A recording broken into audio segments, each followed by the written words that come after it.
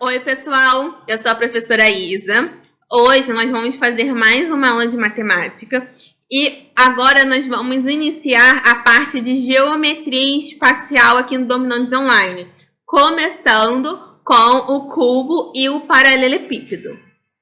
Bem, o paralelepípedo, ele é uma figura geométrica formada por três pares de lados. E esses lados, eles são retângulos ou quadrados, tá? Lembrando que, então, aqui é um paralelepípedo, então são 6 lados, né?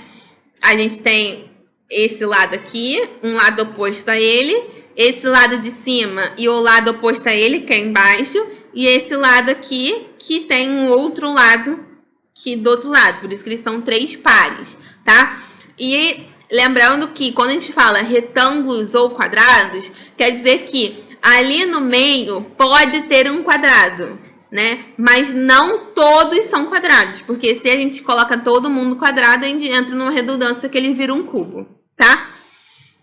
Bem, falando um pouquinho mais sobre o paralelepípedo, nós temos que reparar que eles têm 6 lados. Como eu disse, nós temos o lado da frente e o lado de trás, 2, né?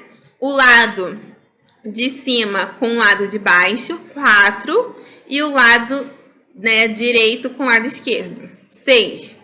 Só que olha só, repare que o lado de cima, ele é exatamente igual ao lado de baixo, enquanto o lado da frente é igualzinho ao lado de trás. E o lado do lado esquerdo é igualzinho ao lado do lado direito. Isso quer dizer o quê? Que, por isso que ele é chamado que existem 3 pares de lados. Porque direito igual ao esquerdo, cima igual a baixo, lado, frente igual a trás. 3 pares de lados, tá? Então, lados opostos são iguais no paralelepípedo.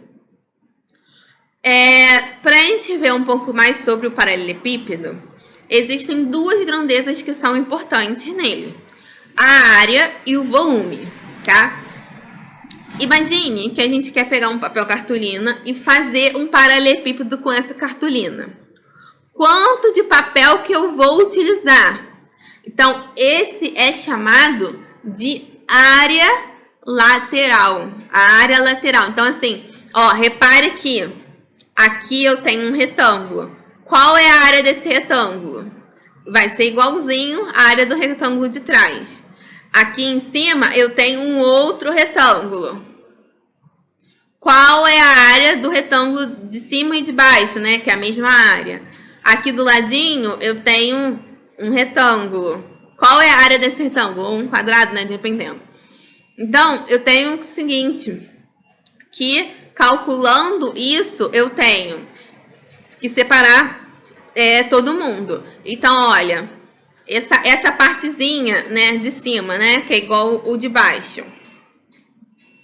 Se eu pegar ela e olhar assim de cima, eu vou ter, ó, o lado igual a C, né, que é esse ladinho aqui, ó.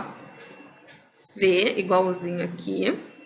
E eu vou ter esse lado aqui igualzinho ao L, que é o de baixo, né? Então, eu tenho que essa daqui eu vou chamar de área de cima. E agora, vou apagar aqui. Vamos olhar para outro lado. O lado do ladinho, esse vermelhinho aqui. Olha, o lado, a base, né, é igual a L, a altura igual a H. Ou seja, esse daqui é a área lateral. Agora resta pra gente só ver essa partezinha da frente, né? Então, eu tenho que essa partezinha da frente, ó. Ó, a área dele, a base, que é C. A altura, que vai ser H, ó. A altura é igual, né? Daqui e daqui. Então, se é igual, eu vou ter isso daqui. Vou colocar a área da frente. Beleza? Então, qual que vai ser a área total do meu paralelepípedo? 2 vezes cada uma delas, né? já que a área da frente tem uma área de trás, a área lateral tem a do outro lado e a área de cima tem a área de baixo. Então, se eu somando todo mundo, eu vou ter 2 vezes L vezes C, que é essa daqui. 2 vezes L vezes H, que é essa daqui do meio, né, que a gente chama de área lateral. E 2 vezes C vezes H, que é essa daqui que a gente chamou de área de frente, tá? Então, assim, eu vou calcular toda a área do meu paralelepípedo. Beleza, gente? Agora, nós vamos falar um pouco sobre o volume. Imagina que eu tenho uma piscina e eu quero enchê-la de água. Quantos litros vai ser necessário? Quando a gente fala sobre litros, metros cúbicos, decímetros cúbicos, centímetros cúbicos e por aí vai, tudo cúbico, e litros, a gente está representando sobre o volume. Então, nesse caso, a quantidade de litros que a gente vai colocar naquela piscina vai ser o volume do paralelepípedo, tá?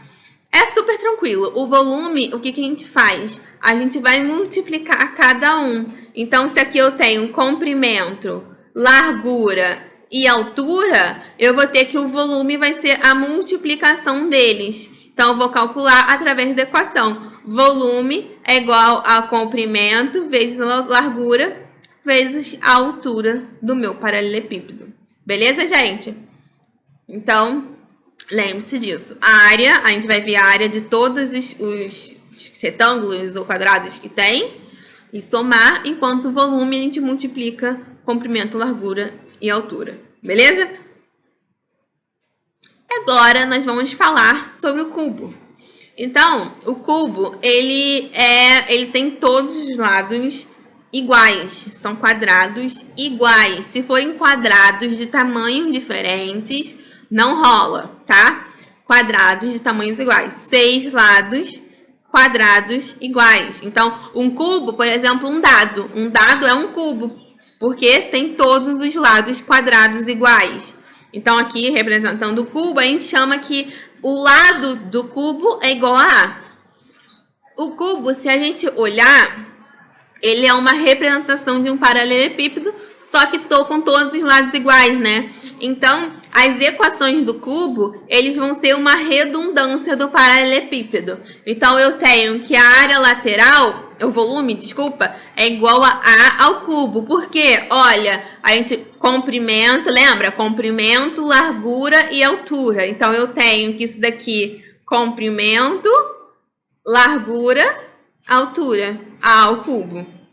Já a área lateral vai ser 6 vezes A ao quadrado. Lembra, gente, que a gente somou, né? Então, ó, se eu tenho que essa partezinha aqui é igual a A ao quadrado. Então, frente e trás. Esse daqui também é A ao quadrado e esse daqui também é A ao quadrado. Então, ó, frente e trás, 2. Esquerda, direita, mais 2. Cima e baixo, mais 2. Então, vai ser 6 vezes o A ao quadrado, né? Que é a nossa área. Então, a área lateral do cubo é igual a 6 vezes A ao quadrado. Super tranquilo, né, gente? Então, paralelepípedo, volume, é uma coisa que caiu no Enem. Tem algumas questões.